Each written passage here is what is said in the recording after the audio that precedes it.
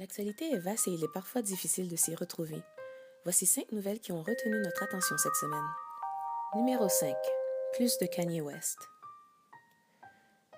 Dit-on que le magazine Vice se dotera bientôt d'une chaîne télé dont le signal aura été récupéré de la chaîne A&E H2 et diffusera des émissions 24 heures sur 24. Dit-on également que le rappeur Kanye West préparait en collaboration avec le réalisateur Spike Jonze, avec qui il a travaillé sur plusieurs de ses vidéos dont Only One, Otis et Flashing Lights, une émission créée spécialement pour le réseau. On ignore toujours le titre de l'émission ou encore son concept, mais cette opportunité est pour M. West une seconde chance à l'aventure télévisuelle.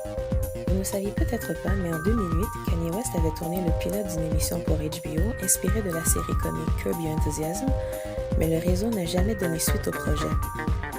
Espérons pour lui que cette expérience soit plus concluante que la première. Numéro 4. Brangelina. Les studios Universal Pictures ont fixé au 13 novembre la date de sortie du film By the Sea mettant en vedette Angelina Jolie et Brad Pitt. Il s'agit ici de la plus récente collaboration cinématographique des deux acteurs depuis Mr. et Mrs. Smith en 2003. Le film se situerait en France dans les années 70 et raconterait l'histoire d'une relation tourmentée entre un écrivain et sa femme. Mélanie Laurent, Niels Arstrup, Melville Poupeau et Richard Bohringer se joignent eux aussi à la distribution du film. Jolie sera également la productrice et la réalisatrice du projet dont, selon ses dires, le théâtre des années 60 et 70 ainsi que le cinéma européen en ont inspiré le style. Êtes-vous aussi impatient de voir ce film que nous sommes? Numéro 3. C'est fini pour Mindy. On apprenait cette semaine qu'après seulement 3 saisons, le réseau Fox avait décidé d'annuler l'hilarante comédie de situation The Mindy Project, dont Mindy Kaling en était l'auteur et la vedette. L'annonce de cette malheureuse nouvelle a causé tout un remous sur les médias sociaux et plusieurs ont sommé Fox, via plaintes et pétitions, de revenir sur leur décision, ce qui, vous l'aurez deviné, n'a rien donné au final. Toutefois, tout n'est pas perdu. On parle en coulisses de la possibilité que les droits de production et de diffusion de l'émission soient rachetés par un des autres grands réseaux américains ou encore par un service de diffusion tel Hulu ou Netflix. Croisons nos doigts pour que ce soit bien le cas. 3 saisons, c'est beaucoup trop court pour une si bonne émission. Numéro 2. Prince et Baltimore.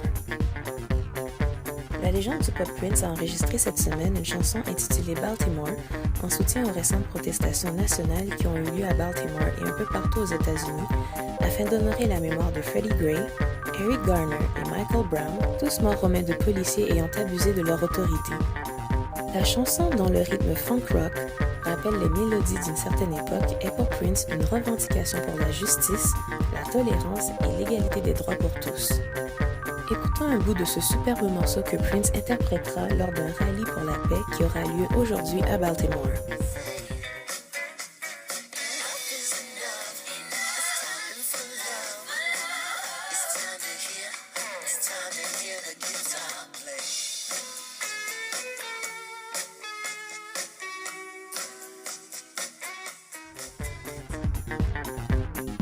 Numéro 1. Agricole.